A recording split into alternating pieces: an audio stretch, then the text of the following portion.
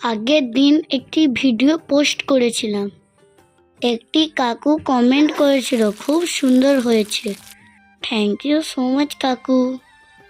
আপনাদের এই কমেন্টগুলো আমাদেরকে আরও উৎসাহিত করে। আমি একটা পাত্র নিয়ে নিলাম, আপনি একটা তেল দিয়ে দিল, গোটা মশলা দিয়ে দিল, তেল পাতে দিলেন, তারপর ওর মধ্যে পেঁয়াজ কুচি দিয়ে দিল। পেঁয়াজটাকে ভালো করে গোল্ডেন কালার করলো। ওর মধ্যে টমেটো কুচি দিয়ে দিল, দিয়ে ভালো করে নাড়াচাড়া করে দিতে হবে।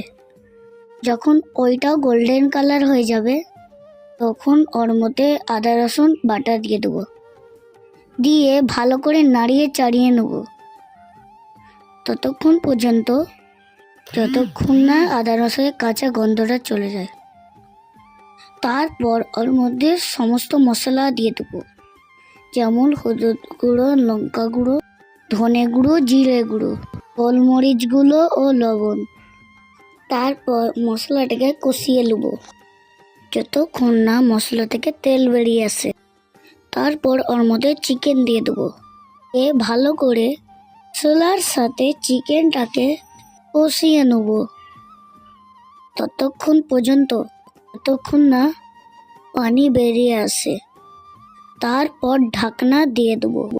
ব্যাস রেডি হয়ে যাবে চিকেন কড়াই।